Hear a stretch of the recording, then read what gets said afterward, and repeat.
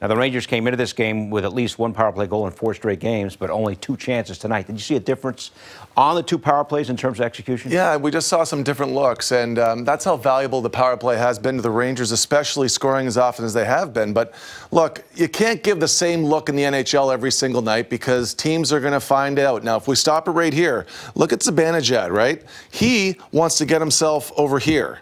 So he moves the puck down to the goal line. But let's not forget, everybody in the league right now knows this is the path that he wants to skate.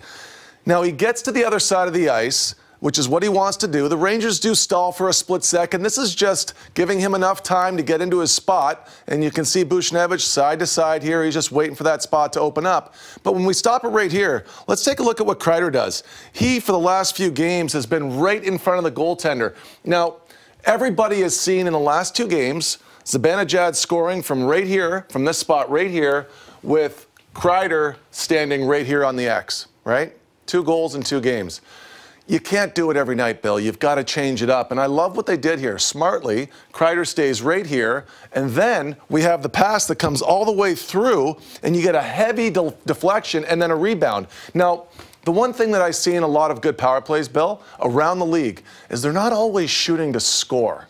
They're shooting for rebounds because rebounds go in 1 every 3 shots. So this initial play, I think, is terrific.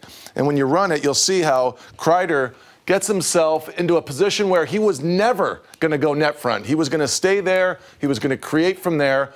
So what this does is this is a look forward to the next opponent. And when they're doing a pre-scout on the Rangers, well, Kreider's got a couple of looks now. He's not just going to go to the front of the net and screen the goaltender, and that's where we're going to get there early and box out.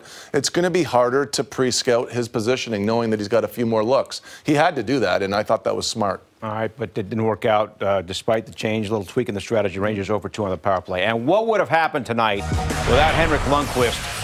DraftKings player spotlight shines on him. He was spectacular again. He's made 8 starts, Steve. In his 8 starts, the Rangers have scored 14 goals. Not getting a lot of support. Tonight he was brilliant with 33 saves. So you just said it, right? Like, this league, it's scoring a little bit more right now. It's over 6 goals a game right now in the NHL being scored, so it's high.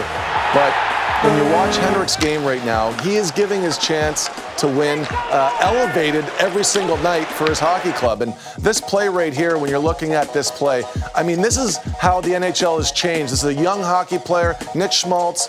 He's in a position to shoot, and he doesn't. And this is what's been really tough for Lundqvist. And around the league right now, guys are in shooting areas, and they are passing.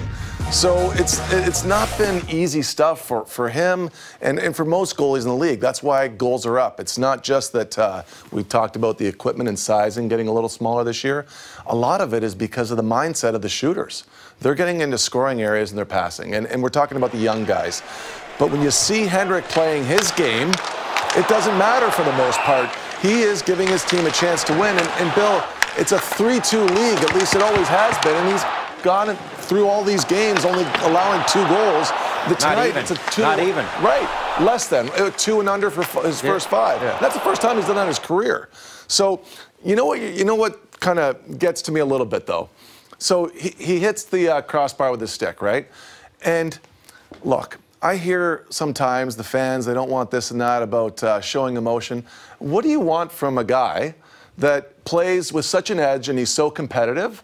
You're going to get that. You're not going to get a choir boy in there. Sometimes he's going to push a net off. Why? Because he's so competitive. It's going to make me laugh when I hear the fan base at some point in the future complaining about their goaltending when you've just had this guy for 13 years, who you should never complain about. He gives your team a chance to win no matter what the lineup is, starting right after the 04-05 lockout, and the team is back on the map. From that point forward, he's going to throw a net off this year. He's going to break a stick because it's going to get frustrating out there. But would you rather have a guy in the net that doesn't care, or that, you know, drop the puck, no big deal, another goal was scored? No, that's not what you're going to get from him. So I like what I see from him because he's full of fire and he's still playing with that passion. Even at the age he's at, with the lineup that he has right now, he's playing full tilt, and credit to him.